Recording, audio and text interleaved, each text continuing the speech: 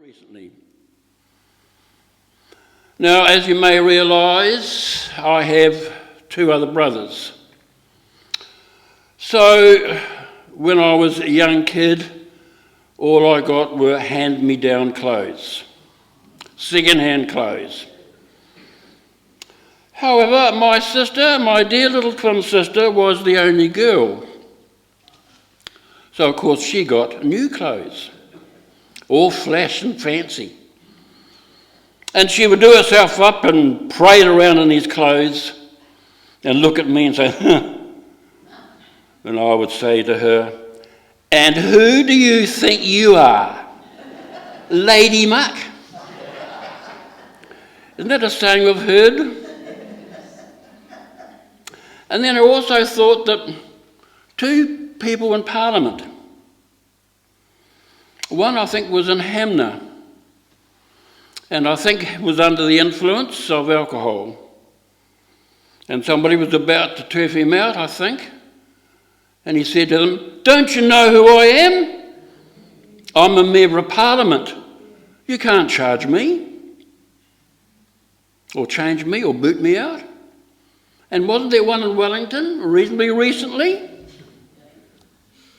When, again, under the influence of alcohol, there was a slight motor accident. And the police came and they took her away and they said, "You can't charge me. I'm a member of Parliament. Don't you know who I am?" Yes? Elizabeth Clark told the story once of Jenny Shipley going to a rest home. And she said to one of the residents, "Do you know who I am?" And the resident said, "No, but if you go to the office, they'll be able to tell you who you are."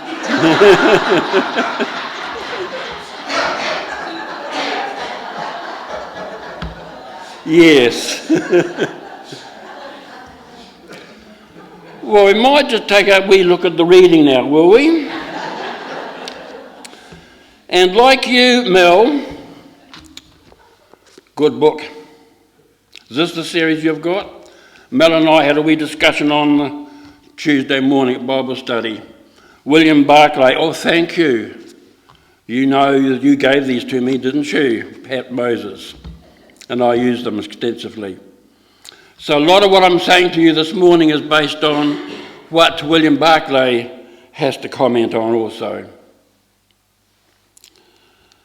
So Jesus came into the districts of Caesarea Philippi. And here we have another story, or a story of another withdrawal which Jesus made. The end was coming very near, and Jesus needed all the time alone with his disciples that he could gain. He had so much to say to them, so much to teach them, although there were things which then they could not bear or could not even understand. So in the end, he withdrew to the districts of Caesarea Philippi, which I believe lies about 25 miles or 30 k's northeast of the Sea of Galilee. It was outside the domain of Herod Antipas, who was the ruler of Galilee, and within the area of Philip the Tetrarch. The population was largely non-Jewish, and there Jesus would have peace to teach the 12. So confronting Jesus at this time was one clement and demanding problem. His time was short. His days in the flesh were numbered. The problem was there anyone who understood him? Was there anyone who recognized him for who and what he was? Were there any who, when he was gone from the flesh, would carry on his work and labour for his kingdom? Obviously, that was a crucial problem, for it involved the very survival of the Christian faith. If there were none who grasped the truth, then all his work was undone. If there were some who realized the truth, then his work was safe.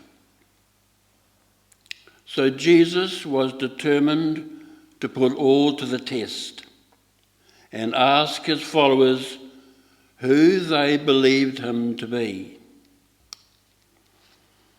Here is a dramatic picture. Here is a homeless, penniless Galilean carpenter with 12 very ordinary men around him. And at the moment, the Orthodox are actually planning to destroy him as a dangerous heretic. He stands in an area littered with the temples of the Syrian gods, in a place where the ancient Greek gods looked down, in a place where the history of Israel crowded in on the minds of people, in a place where the white marble splendour of the home of Caesar worship dominated the landscape. And he asks who they thought him to be. Jesus is determined to demand a verdict from his disciples.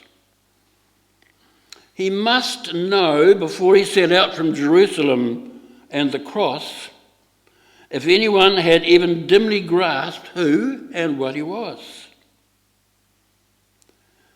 He did not ask the question directly, he led up to it. He began by asking what people were saying about him and who they took him to be. Some said he was John the Baptist. Herod Antipas was not the only one who felt that John the Baptist was so great a figure that he may well be one that had come back from the dead. Others said that he was Elijah. Now, Elijah was a great miracle worker. And in doing so, they were saying two things about Jesus. That he was as great as the greatest of the prophets. That he was the forerunner of the Messiah. And some said he was Jeremiah, one who gave great guidance and was also thought of as the forerunner of the coming of the Messiah. So when the people identified Jesus with Elijah and Jeremiah, they were, according to their lights, paying him a great compliment and setting him in a high place. For Elijah and Jeremiah were none other than the expected forerunner of the anointed one of God. When they arrived, the kingdom would be very close indeed. So when Jesus heard the verdicts of the crowd, he asked the very important question of his disciples. And who do you say that I am? Gosh, that put them on the spot. At that question, there may have been a moment's silence, while in the minds of his disciples came thoughts which they were almost too afraid to express in words. And then Peter made his great confession. You are Christ, the Son of the living God. And Jesus knew that his work was safe, because there was at least someone who understood. And Jesus says, blessed are you, Peter, and I tell you, Peter, that on this rock I will build my church. It's interesting what was said in Mark and Luke. They say Peter said, you are the Messiah, in Mark 8, verse 29. You are the Messiah. In Luke 9, verse 20, Peter is supposed to have said, you are the Messiah sent from God. On this rock I will build my church. The word rock. The word rock is often used in the Bible. There is no rock like our God, 1 Samuel chapter 2, verse 2. The Lord is my rock and my fortress, 2 Samuel, etc., etc. But one thing is clear. To call anyone a rock was a greatest of compliments. Can we say that Peter was the first member of the church, and in that sense the whole church is built on him? It is as if Jesus was saying, you are the first stone, you are the foundation stone. But it is God himself who is the rock on which the church is built. It is good to know what others believe, but all important to know what we believe. Who do we say that Jesus is? If we believe Jesus to be a wise teacher, then all we may believe that discipleship or Christianity is merely a matter of our assent to a list of principles or propositions. If we believe Jesus to be a great moral example, then we will understand Christianity to be primarily about adherence to a set of ethics or ideals. But what if we really believe that Jesus, our companion and friend, is the Messiah, the Son of the living God? Question. In asking, who do you say that I am? Jesus invites the disciples and the church into relationship to walk with him the often demanding road of discipleship.